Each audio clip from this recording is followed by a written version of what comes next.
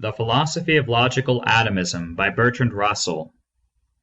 The following articles are the first 2 lectures of a course of 8 lectures delivered in London in the first months of 1918, and are very largely concerned with explaining certain ideas, which I learnt from my friend and former pupil, Ludwig Wittgenstein.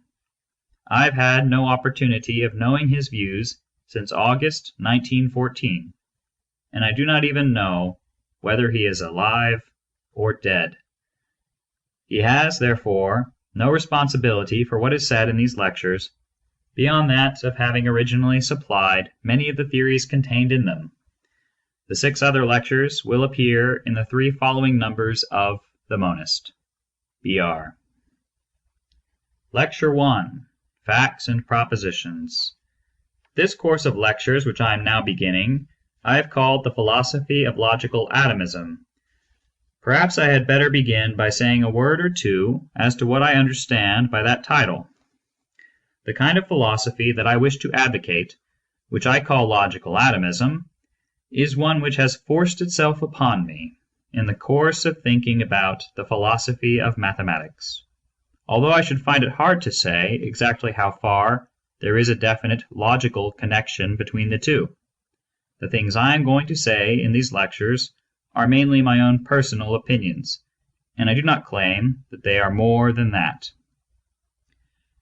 As I have attempted to prove in the Principles of Mathematics, when we analyze mathematics, we bring it all back to logic. It all comes back to logic in the strictest and most formal sense. In the present lectures, I shall try to set forth in a sort of outline, rather briefly and rather unsatisfactorily, a kind of logical doctrine which seems to me to result from the philosophy of mathematics, not exactly logically, but as what emerges as one reflects, a certain kind of logical doctrine, and on the basis of this, a certain kind of metaphysic. The logic which I shall advocate is atomistic, as opposed to the monistic logic of the people who, more or less, follow Hegel. When I say that my logic is atomistic, I mean that I share the common-sense belief that there are many separate things. I do not regard the apparent multiplicity of the world as consisting merely in phases and unreal divisions of a single indivisible reality. It results from that a considerable part of what one would have to do to justify the sort of philosophy I wish to advocate would consist in justifying the process of analysis. One is often told that the process of analysis is falsification, that when you analyze any given concrete whole, you falsify it, and that the results of analysis are not true. I do not think that is a right view. I do not mean to say, of course, and nobody would maintain, that when you have analyzed, you keep everything that you had before you analyzed. If you did, you would never attain anything in analyzing. I do not propose to meet the views that I disagree with by controversy, by arguing against those views, but rather by positively setting forth what I believe to be the truth about the matter, and endeavoring all the way through to make the views that I advocate result inevitably from absolutely undeniable data. When I talk of undeniable data, that is not to be regarded as synonymous with true data, because undeniable is a psychological term, and true is not. When I say that something is undeniable, I mean that it is not the sort of thing that anybody is going to deny. It does not follow from that it is true, though it does follow that we shall all think it true, and that is as near to truth as we seem able to get. When you are considering any sort of theory of knowledge, you are more or less tied to a certain unavoidable subjectivity, because you are not concerned simply with the question, what is true of the world, but what can I know of the world? You always have to start any kind of argument from something which appears to you to be true. If it appears to you to be true, there is no more to be done. You cannot go outside yourself and consider abstractly whether the things that appear to you to be true are true. You may do this in a particular case, where one of your beliefs is changed in consequence of others among your beliefs. The reason that I call my doctrine logical atomism is because the atoms that I wish to arrive at, as the sort of last residue in analysis, are logical atoms and not physical atoms. Some of them will be what I call particulars, such things as little patches of color or sounds, momentary things, and some of them will be predicates or relations and so on. The point is that the atom I wish to arrive at is the atom of logical analysis, not the atom of physical analysis. It is a rather curious fact in philosophy that the data which are undeniable to start with are always rather vague and ambiguous. You can, for instance, say, there are a number of people in this room at this moment. That is obviously, in some sense, undeniable.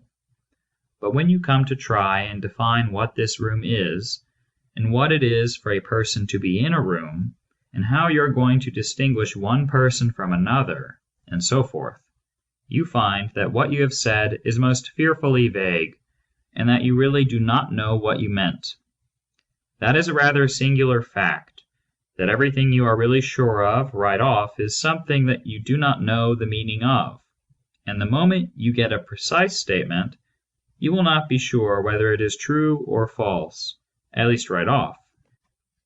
The process of sound philosophizing, to my mind, consists mainly in passing from those obvious, vague, ambiguous things that we feel quite sure of, to something precise, clear, definite, which, by reflection and analysis, we find is involved in the vague thing that we start from, and is, so to speak, the real truth of which that vague thing is a sort of shadow.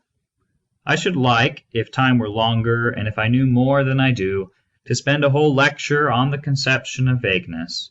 I think vagueness is very much more important in the theory of knowledge than you would judge it to be from the writings of most people. Everything is vague to a degree you do not realize till you have tried to make it precise, and everything precise is so remote from everything that we normally think that you cannot for a moment suppose that is what we really mean when we say what we think. When you pass from the vague to the precise by the method of analysis and reflection that I am speaking of, you always run a certain risk of error.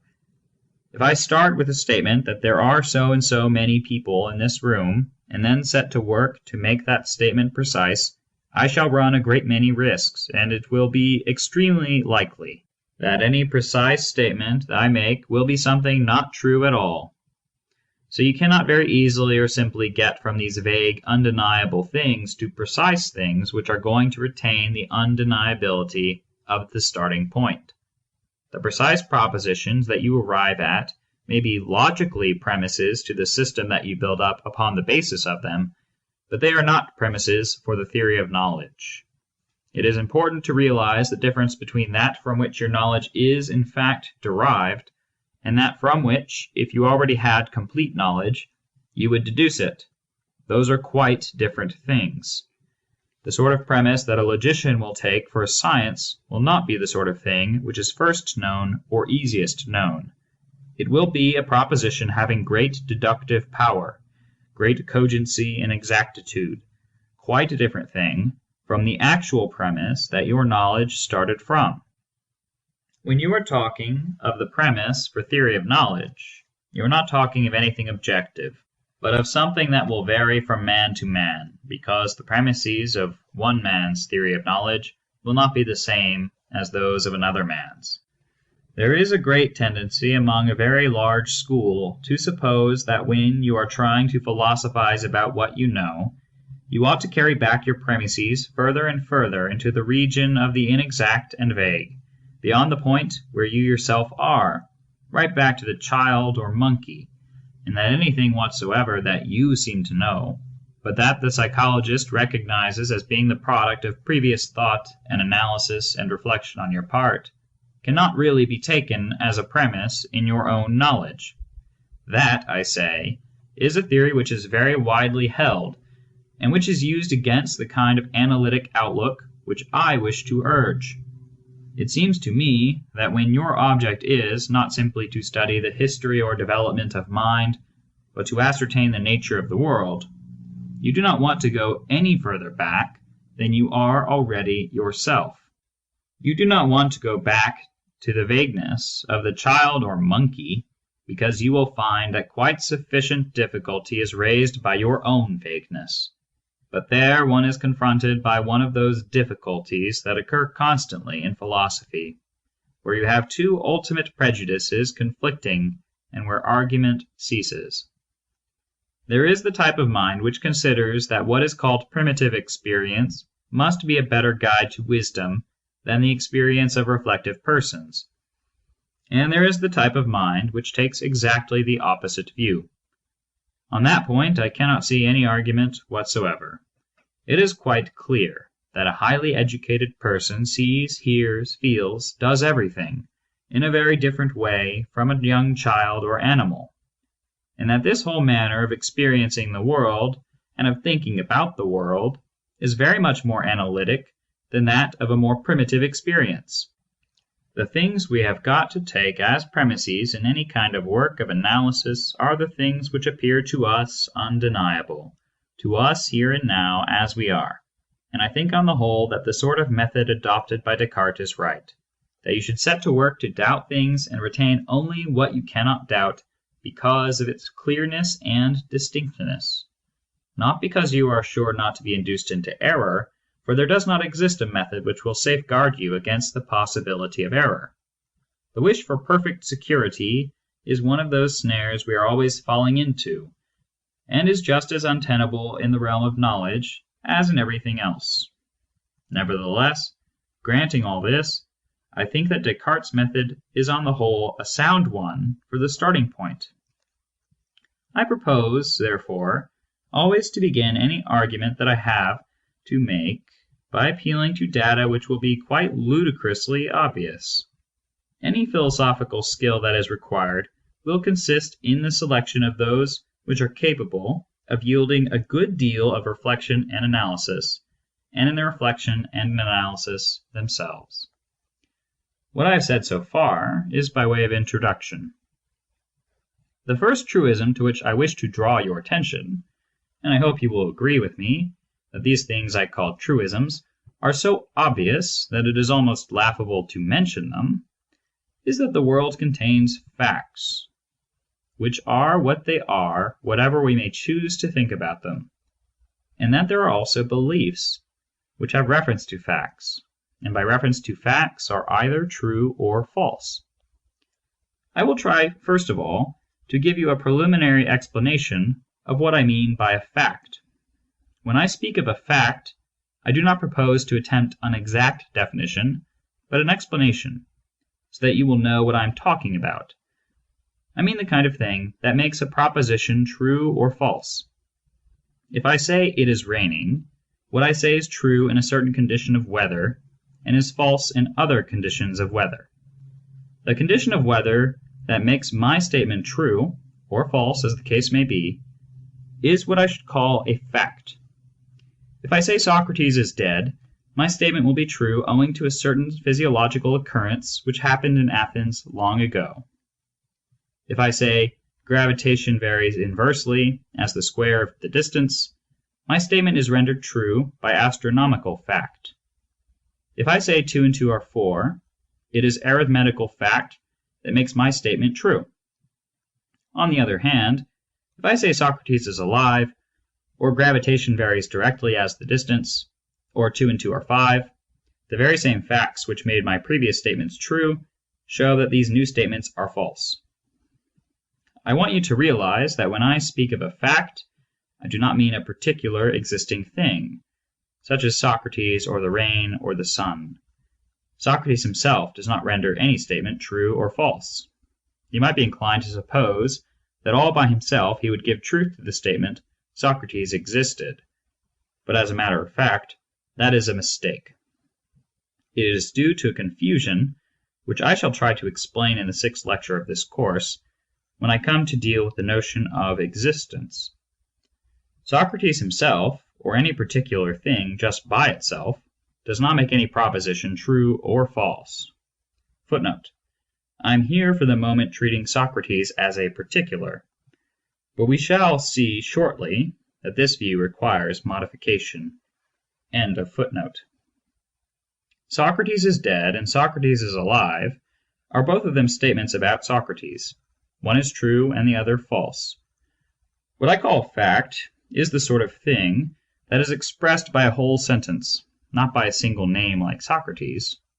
When a single word does come to express a fact, like fire or wolf, it is always due to an unexpressed context, and the full expression of a fact will always involve a sentence.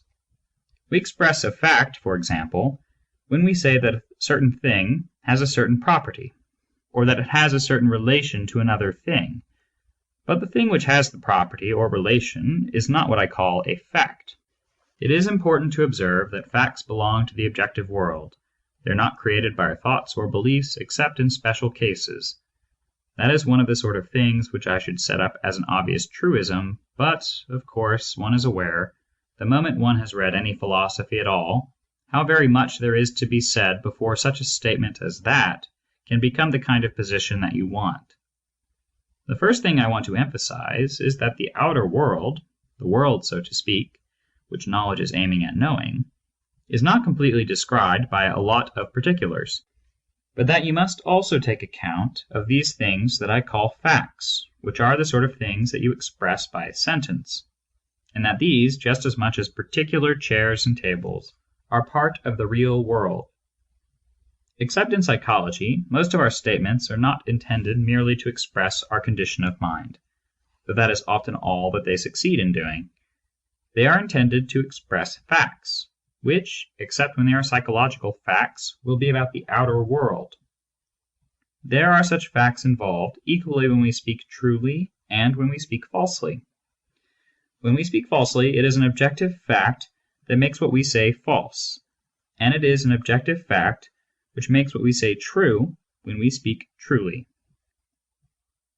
There are a great many different kinds of facts, and we shall be concerned in later lectures with a certain amount of classification of facts. I will just point out a few kinds of facts to begin with, so that you may not imagine that facts are all very much alike. There are particular facts, such as this is white. Then there are general facts, such as all men are mortal. Of course, the distinction between particular facts and general facts is one of the most important. There again, it would be a very great mistake to suppose that you could describe the world completely by means of particular facts alone. Suppose that you had succeeded in chronicling every single particular fact throughout the universe, and that there did not exist a single particular fact of any sort anywhere that you had not chronicled. You still would not have got a complete description of the universe unless you also added, "These that I have chronicled are all the particular facts there are." So you cannot hope to describe the world completely without having general facts as well as particular facts. Another distinction, which is perhaps a little more difficult to make, is between positive facts and negative facts, such as Socrates was alive, a positive fact, and Socrates is not alive, you might say a negative fact. Footnote: negative facts are further discussed in a later lecture. End of footnote. But the distinction is difficult to make precise.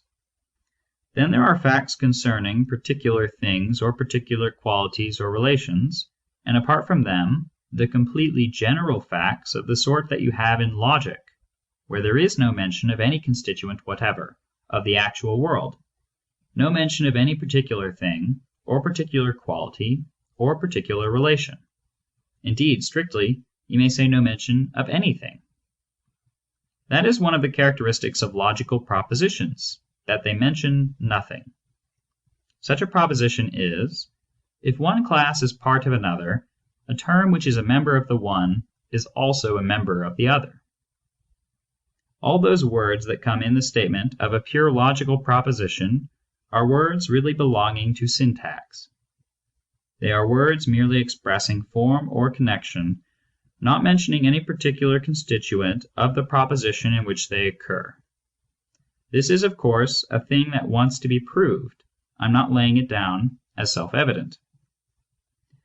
Then there are facts about the properties of single things, and facts about the relations between two things, three things, and so on, and any number of different classifications of some of the facts in the world which are important for different purposes. It is obvious that there is not a dualism of true and false facts. There are only just facts. It would be a mistake, of course, to say that all facts are true. That would be a mistake because true and false are correlatives, and you would only say of a thing that it was not true if it was the sort of thing that might be false. A fact cannot be either true or false. That brings us on to the question of statements or propositions or judgments, all those things that do have the duality of truth and falsehood. For the purposes of logic, though not, I think, for the purposes of theory of knowledge, it is natural to concentrate upon the proposition as the thing which is going to be our typical vehicle on the duality of truth and falsehood. A proposition, one may say, is a sentence in the indicative, a sentence asserting something, not questioning or commanding or wishing. It may also be a sentence of that sort, preceded by the word that. For example, that Socrates is alive, that 2 and 2 are 4, that 2 and 2 are 5. Anything of that sort will be a proposition. A proposition is just a symbol. It is a complex symbol in the sense that it has parts, which are also symbols. A symbol may be defined as complex when it has parts that are symbols. In a sentence containing several words, the several words are each symbols, and the sentence composing them is therefore a complex symbol in that sense. There is a good deal of importance to philosophy in the theory of symbolism, a good deal more than at one time I thought. I think the importance is almost entirely negative, i.e., the importance lies in the fact that unless you are fairly self-conscious about symbols, unless you are fairly aware of the relation of the symbol to what it symbolizes, you will find yourself attributing to the thing properties which only belong to the symbol. That, of course, is especially likely in very abstract studies, such as philosophical logic, because the subject matter that you are supposed to be thinking of is so exceedingly difficult and elusive that any person who has ever tried to think about it knows you do not think about it except perhaps once in 6 months for half a minute. The rest of the time you think about the symbols because they are tangible, but the thing you are supposed to be thinking about is fearfully difficult, and one does not often manage to think about it. The really good philosopher is the one who does once in 6 months think about it for a minute. Bad philosophers never do. That is why the theory of symbolism has a certain importance, because otherwise you are so certain to mistake the properties of the symbolism for the properties of the thing. It has other interesting sides to it too. There are different kinds of symbols, different kinds of relation between symbol and what is symbolized. And very important fallacies arise from not realizing this. The sort of contradictions about which I shall be speaking in connection with types in a later lecture all arise from mistakes in symbolism, from putting one sort of symbol in the place where another sort of symbol ought to be. Some of the notions that have been thought absolutely fundamental in philosophy have arisen, I believe, entirely through mistakes as to symbolism, e.g. the notion of existence, or, if you like, reality. Those two words stand for a great deal that has been discussed in philosophy. There has been the theory about every proposition being really a description of reality as a whole, and so on.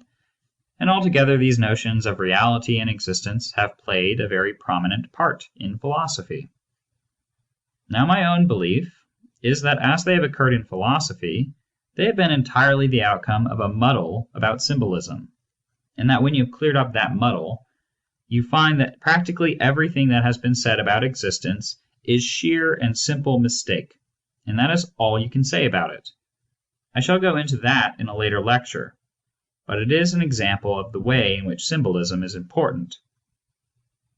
Perhaps I ought to say a word or two about what I am understanding by symbolism, because I think some people think you only mean mathematical symbols when you talk about symbolism. I'm using it in a sense to include all language of every sort and kind, so that every word is a symbol, and every sentence, and so forth. When I speak of a symbol, I simply mean something that means something else, and as to what I mean by meaning, I am not prepared to tell you. I will, in the course of time, enumerate a strictly infinite number of different things that meaning may mean, but I shall not consider that I have exhausted the discussion by doing that. I think that the notion of meaning is always more or less psychological, and that it is not possible to get a pure logical theory of meaning, nor therefore of symbolism. I think that it is of the very essence of the explanation of what you mean by a symbol to take account of such things as knowing, of cognitive relations, and probably also of association.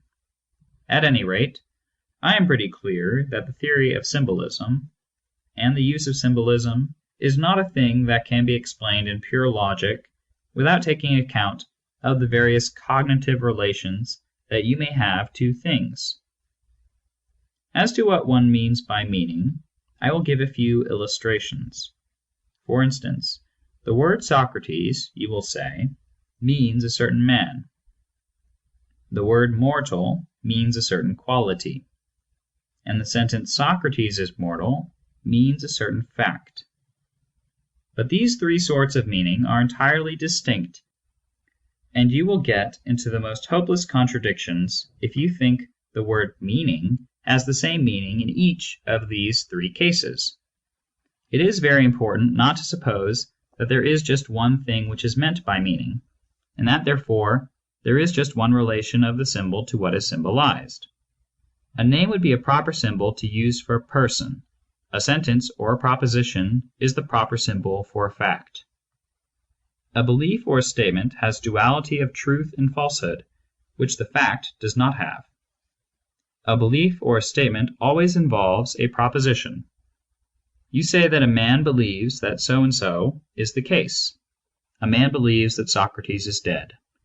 What he believes is a proposition on the face of it, and for formal purposes, it is convenient to take the proposition as the essential thing having the duality of truth and falsehood.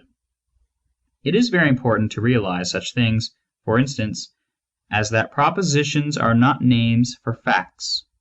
It is quite obvious as soon as it is pointed out to you, but as a matter of fact I never had realized it until it was pointed out to me by a former pupil of mine, Wittgenstein. It is perfectly evident as soon as you think of it that a proposition is not a name for a fact, from the mere circumstance that there are two propositions corresponding to each fact.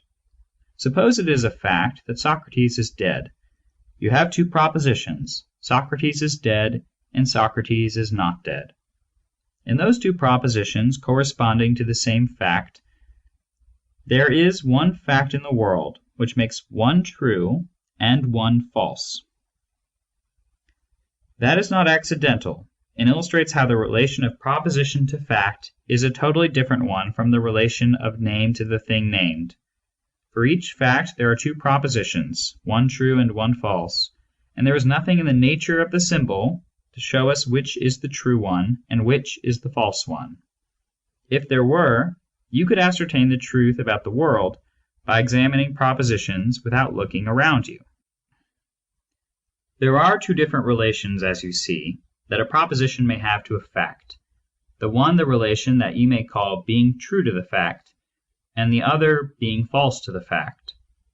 Both are equally essentially logical relations, which may subsist between the two, whereas in the case of a name, there is only one relation that it can have to what it names. A name can just name a particular, or if it does not, it is not a name at all, it is a noise. It cannot be a name without having just that one particular relation of naming a certain thing, whereas a proposition does not cease to be a proposition if it is false. It has these two ways of being true and being false, which together correspond to the property of being a name. Just as a word may be a name or be not a name, but just a meaningless noise, so a phrase which is apparently a proposition may be either true or false, or may be meaningless. but the true and false belong together as against the meaningless. That shows, of course, that the formal logical characteristics of propositions are quite different from those of names, and that the relations they have to facts are quite different, and therefore propositions are not names for facts. You must not run away with the idea that you can name facts in any other way. You cannot. You cannot name them at all. You cannot properly name a fact. The only thing you can do is to assert it, or deny it, or desire it, or will it, or wish it, or question it. But all those are things involving the whole proposition. You can never put the sort of thing that makes a proposition to be true or false in the position of a logical subject. You can only have it there as something to be asserted or denied, or something of that sort, but not something to be named. Discussion. Question. Do you take your starting point, that there are many things, as a postulate which is to be carried along all through, or has to be proved afterward? Mr. Russell. No, neither the one nor the other. I do not take it as a postulate that there are many things. I should take it that, insofar as it can be proved, the proof is empirical, and that the disproofs that have been offered are a priori. The empirical person would naturally say, there are many things. The monistic philosopher attempts to show that there are not. I should propose to refute his a priori arguments. I do not consider there is any logical necessity for there to be many things, nor for there not to be many things. Question. I mean, in making a start, whether you start with the empirical or the a priori philosophy. Do you make your statement just at the beginning and come back to prove it, or do you never come back to the proof of it? Mr. Russell. No, you never come back. It is like the acorn to the oak. You never get back to the acorn in the oak.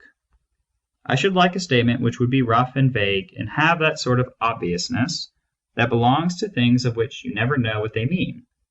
But I should never get back to that statement. I should say, here is a thing. We seem somehow convinced that there is truth buried in this thing somewhere. We will look at it inside and out until we have extracted something and can say, now that is true. It will not really be the same as the thing we started from, because it will be so much more analytic and precise. Question. Does it not look as though you could name a fact by a date? Mr. Russell.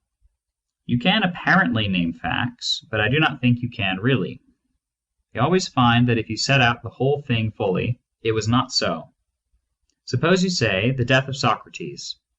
You might say, that is a name for the fact that Socrates died, but it obviously is not. You can see that the moment you take account of truth and falsehood. Supposing that he had not died, the phrase would still be just as significant, although there could not be then anything you could name. But supposing he had never lived, the sound Socrates would not be a name at all. You can see it in another way. You can say the death of Socrates is a fiction. Suppose you had read in the paper that the Kaiser had been assassinated, and it turned out not to be true. You could then say the death of the Kaiser is a fiction. It is clear that there is no such thing in the world as a fiction, and yet that statement is a perfectly sound statement. From this it follows that the death of the Kaiser is not a name. End of Lecture 1.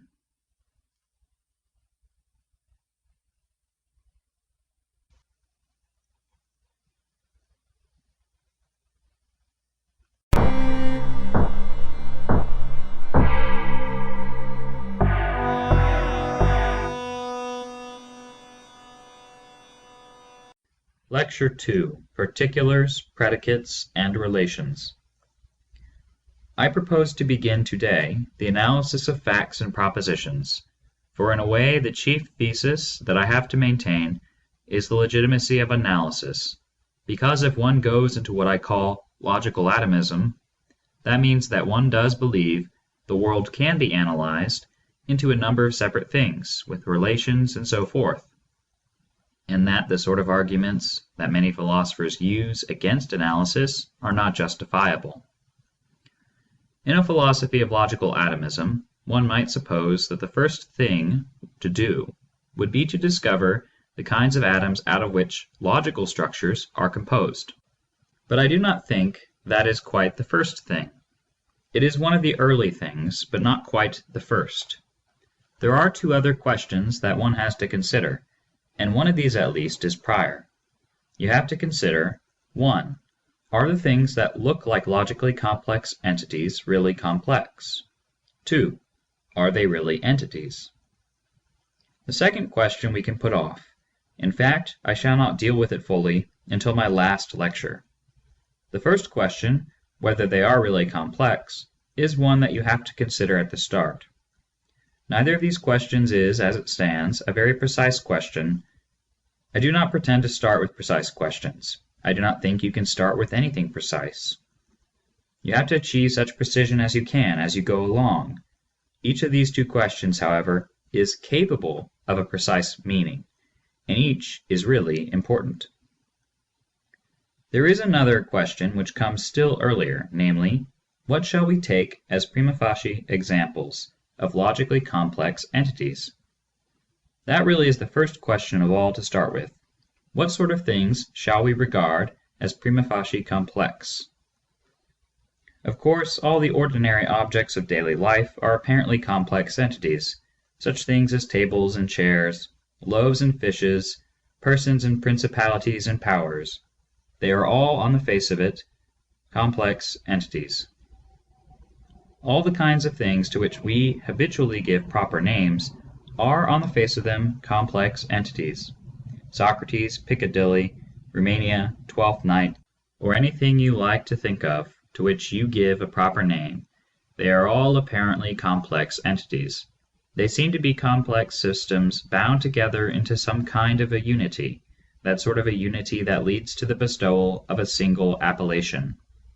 I think it is the contemplation of this sort of apparent unity which has very largely led to the philosophy of monism, and to the suggestion that the universe as a whole is a single complex entity more or less in the sense in which these things are that I have been talking about.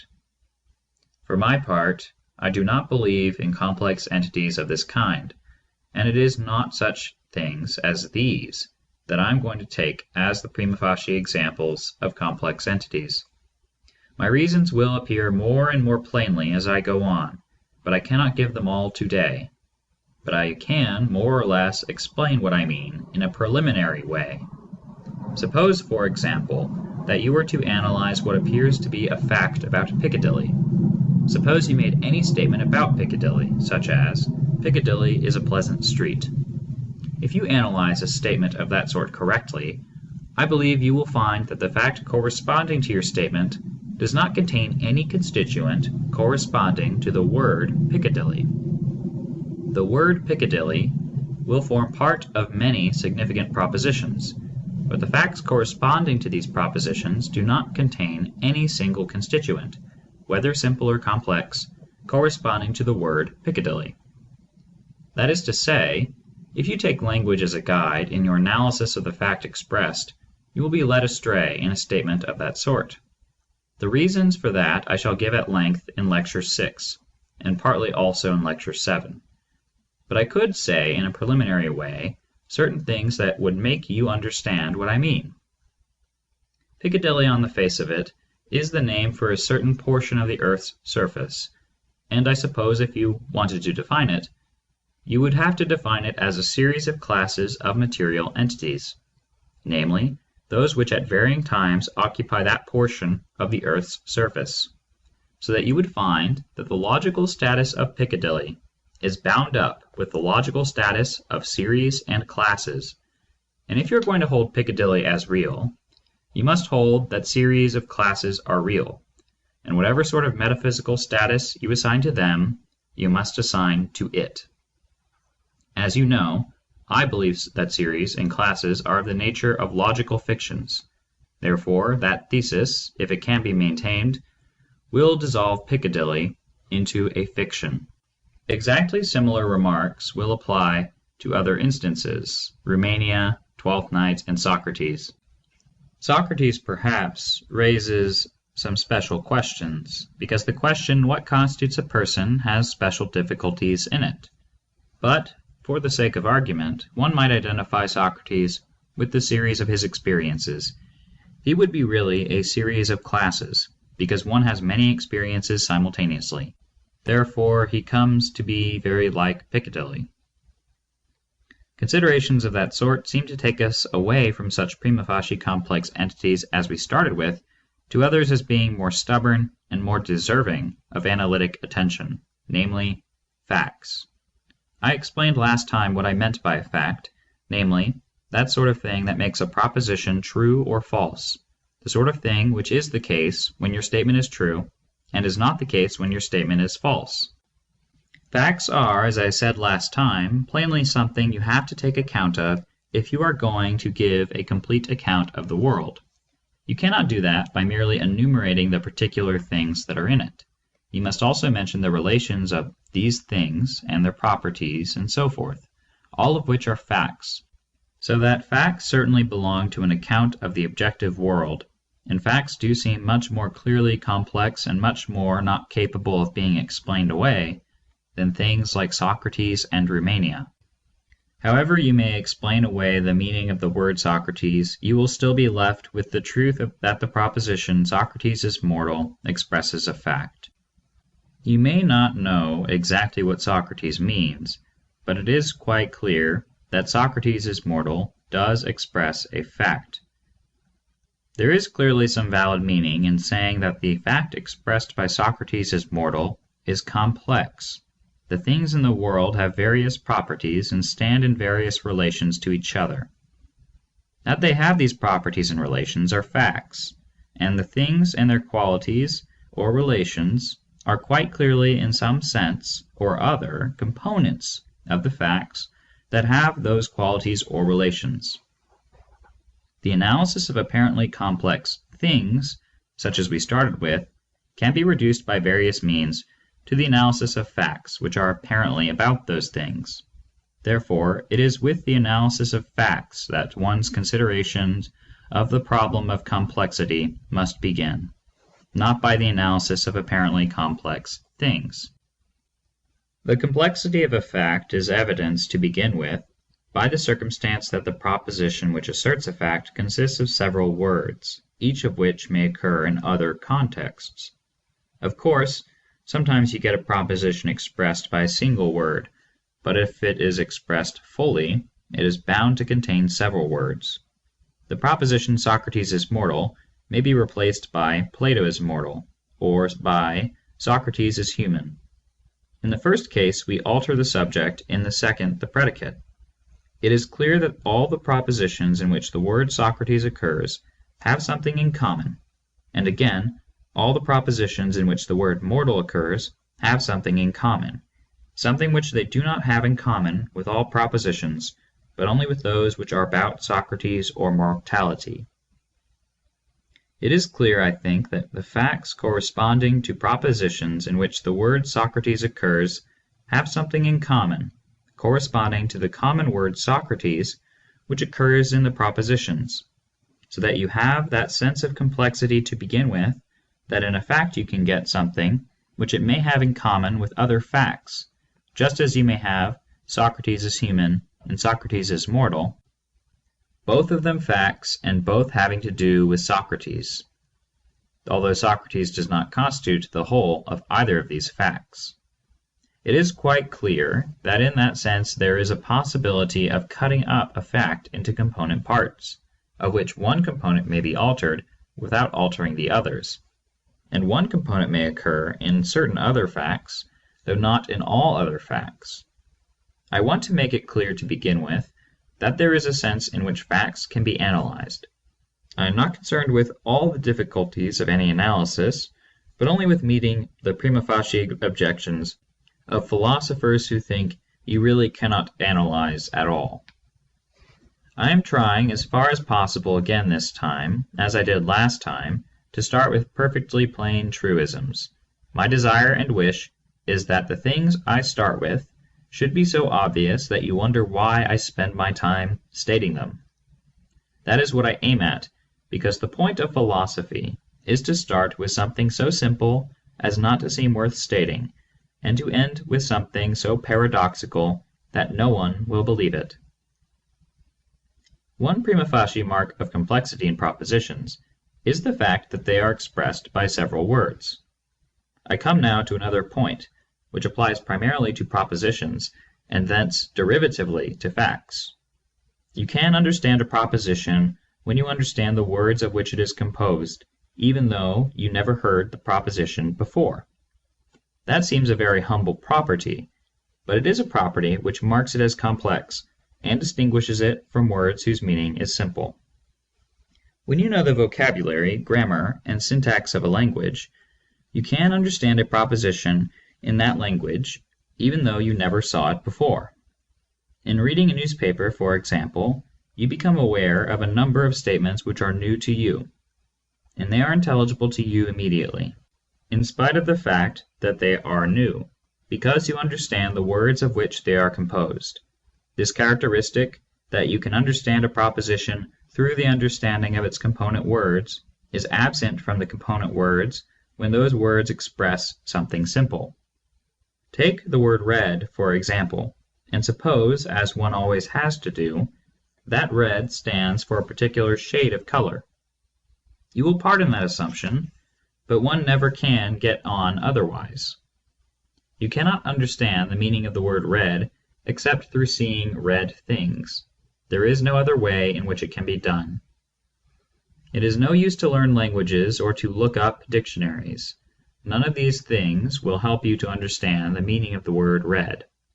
In that way, it is quite different from the meaning of a proposition. Of course, you can give a definition of the word red, and here it is very important to distinguish between a definition and an analysis.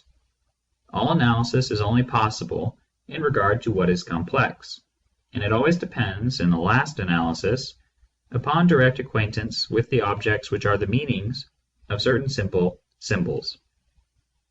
It is hardly necessary to observe that one does not define a thing, but a symbol.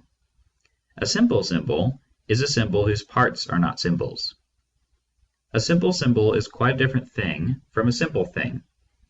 Those objects which it is impossible to symbolize otherwise than by simple symbols may be called simple, while those which can be symbolized by a combination of symbols may be called complex. This is, of course, a preliminary definition, and perhaps somewhat circular, but that doesn't matter much at this stage. I have said that red could not be understood except by seeing red things. You might object to that on the ground that you can define red, for example, as the color with the greatest wavelength.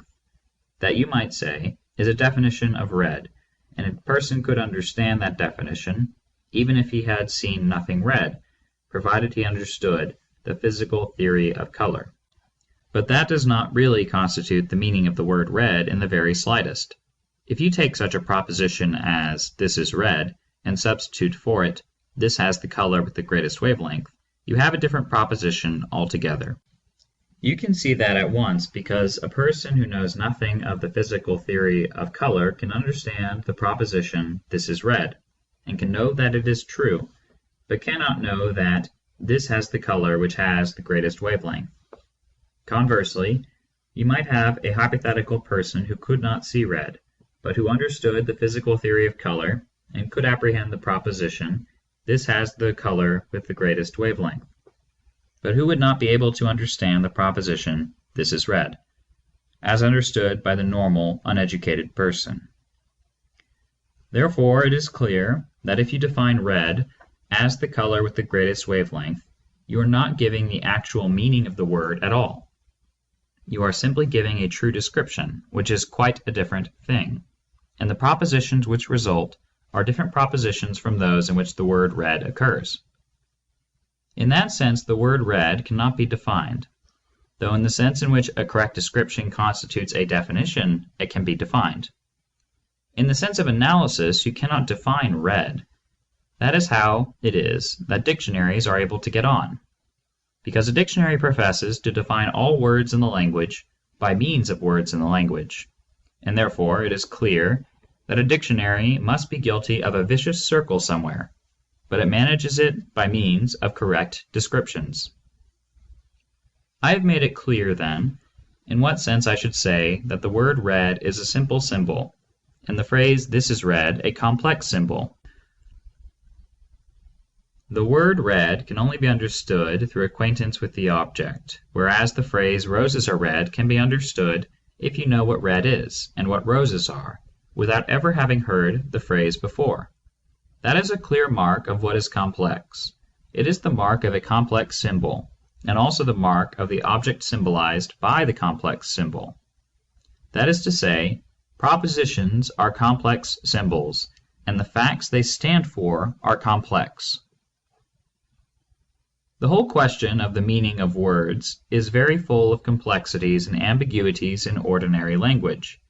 When one person uses a word, he does not mean by it the same thing as another person means by it.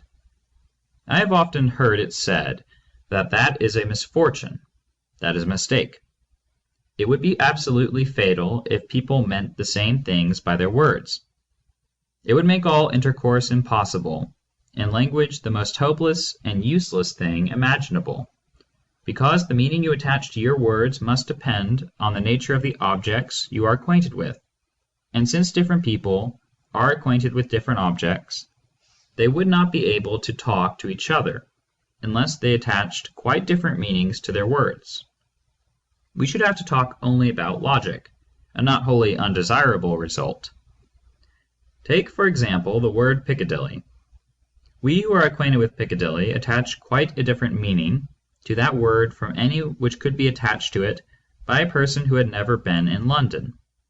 And supposing that you travel in foreign parts and expatiate on Piccadilly, you will convey to your hearers entirely different propositions from those in your mind. They will know Piccadilly as an important street in London. They may know a lot about it, but they will not know just the things one knows when one is walking along it. If you were to insist on language which was unambiguous, you would be unable to tell people at home what you had seen in foreign parts. It would be altogether incredibly inconvenient to have an unambiguous language, and therefore mercifully we have not got one. Analysis is not the same thing as definition. You can define a term by means of a correct description, but that does not constitute an analysis. It is analysis, not definition, that we are concerned with at the present moment, so I will come back to the question of analysis. We may lay down the following provisional definitions: that the components of a proposition are the symbols we must understand in order to understand the proposition; that the components of the fact which makes a proposition true or false, as the case may be, are the meanings of the symbols which we must understand in order to understand the proposition. That is not absolutely correct, but it will enable you to understand my meaning. One reason why it fails of correctness is that it does not apply to words which, like or and not, are parts of propositions without corresponding to any part of the corresponding facts. This is a topic for Lecture 3. I call these definitions preliminary because they start from the complexity of the proposition, which they define psychologically, and proceed to the complexity of the fact, whereas it is quite clear that in an orderly, proper procedure, it is the complexity of the fact that you would start from. It is also clear that the complexity of the fact cannot be something merely psychological. If in astronomical fact the Earth moves round the Sun, that is genuinely complex. It is not that you think it complex, it is a sort of genuine objective complexity, and therefore one ought in a proper orderly procedure to start from the complexity of the world and arrive at the complexity of the proposition. The only reason for going the other way round is that in all abstract matters symbols are easier to grasp. I doubt, however, whether complexity, in that fundamental objective sense in which one starts from complexity of a fact, is definable at all. You cannot analyze what you mean by complexity in that sense. You must just apprehend it. At least so I'm inclined to think. There is nothing one could say about it beyond giving criteria such as I have been giving. Therefore, when you cannot get a real proper analysis of a thing, it is generally best to talk round it without professing that you have given an exact definition. It might be suggested that complexity is essentially to do with symbols, or that it is essentially psychological. I do not think it would be possible seriously to maintain either of those views, but they are the sort of views that will occur to one, the sort of thing that one would try, to see whether it would work. I do not think they will do at all. When we come to the principles of symbolism, which I shall deal with in Lecture 7, I shall try to persuade you that in a logically correct symbolism, there will always be a certain fundamental identity of structure between a fact and the symbol for it, and that the complexity of the symbol corresponds very closely with the complexity of the facts symbolized by it. Also, as I said before, it is quite directly evident to inspection that the fact, for example, that two things stand in a certain relation to one another, e.g., that this is to the left of that, is itself objectively complex, and not merely that the apprehension of it is complex. The fact that two things stand in a certain relation to each other, or any statement of that sort, has a complexity all of its own. I shall, therefore, in future, assume that there is an objective complexity in the world, and that it is mirrored by the complexity of propositions. A moment ago I was speaking about the great advantages that we derive from the logical imperfections of language, from the fact that our words are all ambiguous. I propose now to consider what sort of language a logically perfect language would be. In a logically perfect language, the words in a proposition would correspond one by one with the components of the corresponding fact, with the exception of such words as or, not, if, then, which have a different function. In a logically perfect language, there will be one word and no more for every simple object, and everything that is not simple will be expressed by a combination of words, by a combination derived, of course, from the words for the simple things that enter in, one word for each simple component. A language of that sort will be completely analytic, and will show at a glance the logical structure of the facts asserted or denied. The language which is set forth in Principia Mathematica is intended to be a language of that sort. It is a language which has only syntax and no vocabulary whatsoever. Barring the omission of a vocabulary, I maintain that it is quite a nice language. It aims at being that sort of language that, if you add vocabulary, would be a logically perfect language. Actual languages are not logically perfect in this sense, and they cannot possibly be, if they are to serve the purposes of daily life. A logically perfect language, if it could be constructed, would not only be intolerably prolix, but as regards its vocabulary, would be largely private to one speaker. That is to say, all the names that it would use would be private to that speaker and could not enter into the language of another speaker. It could not use proper names for Socrates or Piccadilly or Romania, for the reasons which I went into earlier in the lecture. Altogether, you would find that it would be a very inconvenient language indeed. That is one reason why logic is so very backward as a science, because the needs of logic are so extraordinarily different from the needs of daily life. One wants a language in both, and unfortunately, it is logic that has to give way, not daily life. I shall, however, assume that we have constructed a logically perfect language, and that we are going on state occasions to use it, and I will now come back to the question which I intended to start with, namely, the analysis of facts. The simplest imaginable facts are those which consist in the possession of a quality by some particular thing. Such facts say as, "This is white." They have to be taken in a very sophisticated sense. I do not want you to think about the piece of chalk I am holding, but of what you see when you look at the chalk. If one says this is white, it will do for about as simple a fact as you can get hold of.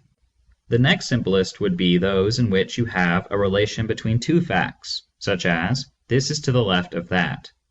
Next you come to those where you have a triadic relation between three particulars.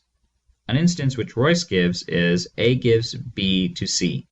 So you get relations which require as their minimum 3 terms, those which we call triadic relations, and those which require 4 terms, which we call tetradic, and so on. There you have a whole infinite hierarchy of facts, facts in which you have a thing and a quality, 2 things and a relation, 3 things and a relation, 4 things and a relation, and so on. That whole hierarchy constitutes what I call atomic facts, and they are the simplest sort of fact. You can distinguish among them some simpler than others, because the ones containing a quality are simpler than those in which you have, say, a pentadic relation, and so on. The whole lot of them, taken together, are as facts go very simple, and are what I call atomic facts.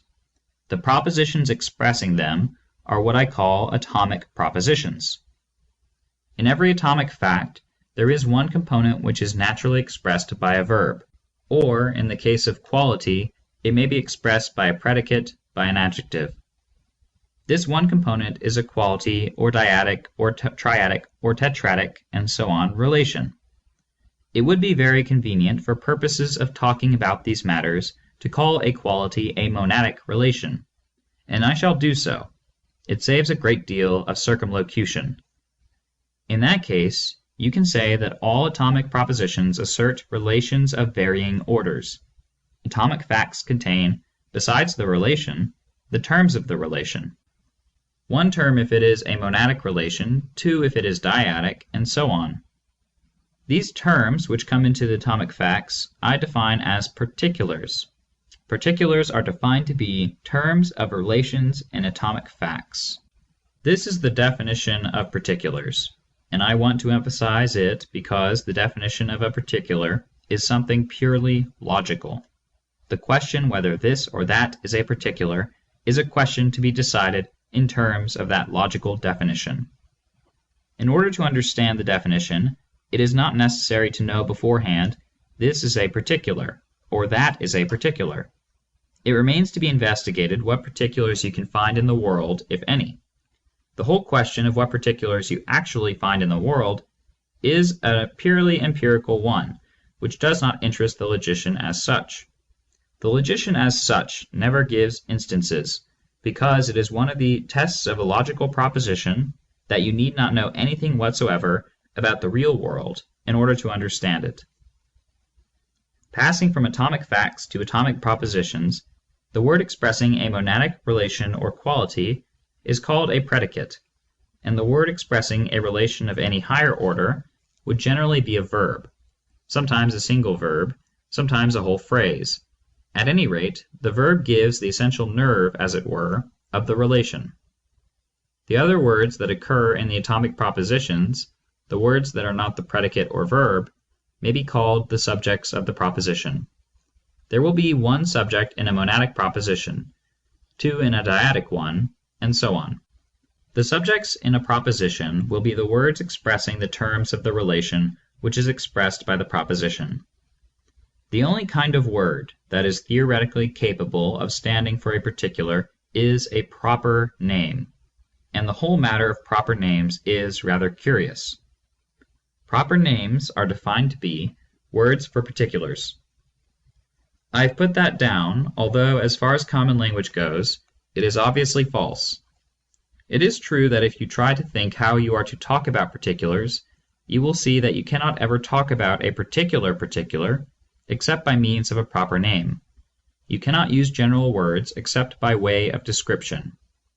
How are you to express in words an atomic proposition?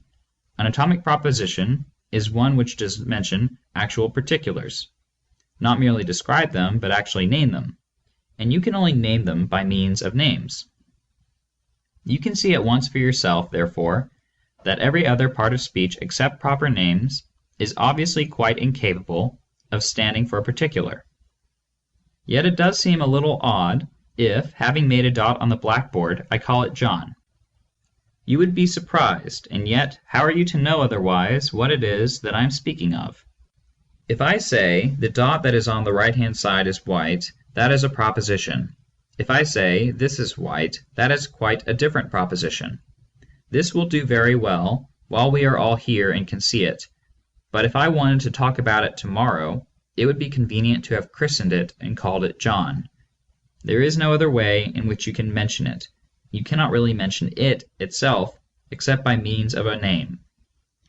What passed for names in language, like Socrates, Plato, and so forth, were originally intended to fulfill this function of standing for particulars, and we do accept in ordinary life as particulars all sorts of things that really are not so. The names that we commonly use, like Socrates, are really abbreviations for descriptions. Not only that, but what they describe are not particulars, but complicated systems of classes or series. A name in the narrow logical sense of a word whose meaning is a particular can only be applied to a particular with which the speaker is acquainted, because you cannot name anything you are not acquainted with. You remember, when Adam named the beasts, they came before him one by one, and he became acquainted with them, and named them. We are not acquainted with Socrates, and therefore cannot name him. When we use the word Socrates, we are really using a description. Our thought may be rendered by some such phrase as the master of Plato, or the philosopher who drank the hemlock, or the person whom logicians assert to be mortal, but we certainly do not use the name as a name in the proper sense of the word. That makes it very difficult to get any instance of a name at all in the strict logical sense of the word. The only words one does use as names in the logical sense are words like this or that. One can use this as a name to stand for a particular with which one is acquainted at the moment. We say this is white. If you agree that this is white, meaning the this that you see, you are using this as a proper name. But if you try to apprehend the proposition that I am expressing when I say this is white, you cannot do it. If you mean this piece of chalk as a physical object, then you are not using a proper name. It is only when you use this, quite strictly, to stand for an actual object of sense that it is really a proper name. And in that, it has a very odd property for a proper name, namely that it seldom means the same thing 2 moments running, and does not mean the same thing to the speaker and to the hearer. It is an ambiguous proper name, but it is really a proper name all the same, and it is almost the only thing I can think of that is used properly and logically in the sense that I was talking of for a proper name. The importance of proper names, in the sense of which I am talking, is in the sense of logic, not of daily life. You can see why it is that in the logical language set forth in Principia Mathematica, there are not any names, because there we are not interested in particular particulars, but only in general particulars, if I may be allowed such a phrase. Particulars have this peculiarity: among the sort of objects that you have to take account of in an inventory of the world, that each of them stands entirely alone and is completely self-subsistent. It has that sort of self-subsistence that used to belong to substance, except that it usually only persists through a very short time, so far as our experience goes. That is to say, each particular that there is in the world does not in any way logically depend upon any other particular. Each one might happen to be the whole universe. It is a merely empirical fact that this is not the case. There is no reason why you should not have a universe consisting of one particular and nothing else. That is a peculiarity of particulars. In the same way, in order to understand a name for a particular, the only thing necessary is to be acquainted with that particular. When you are acquainted with that particular, you have a full, adequate, and complete understanding of the name, and no further information is required. No further information as to the facts that are true of that particular would enable you to have a fuller understanding of the meaning of the name. Discussion. Mr. Carr, you think there are simple facts that are not complex. Are complexes all composed of simples? Are not the simples that go into complexes themselves complex? Mr. Russell, no facts are simple. As to your second question, that is, of course, a question that might be argued, whether when a thing is complex it is necessary that it should in analysis have constituents that are simple. I think it is perfectly possible to suppose that complex things are capable of analysis ad infinitum, and that you never reach the simple. I do not think it is true, but it is a thing that one might argue, certainly. I do myself think that complexes — I do not like to talk of complexes — are composed of simples, but I admit that that is a difficult argument, and it might be that analysis could go on forever.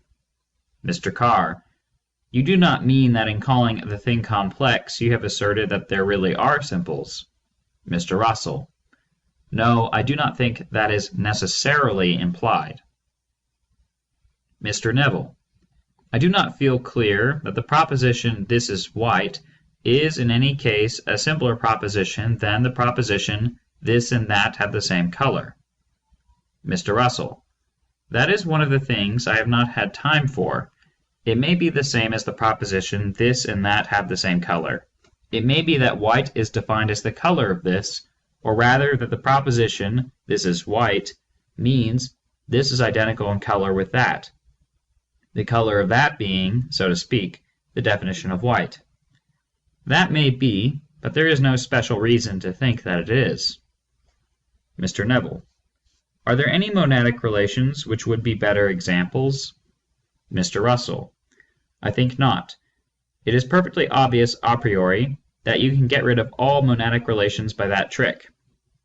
One of the things I was going to say, if I had had time, was that you can get rid of dyadic and reduce to triadic and so on, but there is no particular reason to suppose that that is the way the world begins, that it begins with relations of order n instead of relations of order 1. You cannot reduce them downward, but you can reduce them upward. Question: If the proper name of a thing, a this, varies from instant to instant, how is it possible to make any argument? Mr. Russell: You can keep this going for about a minute or two. I made that dot and talked about it for some time. I mean it varies often. If you argue quickly, you can get some little way before it is finished.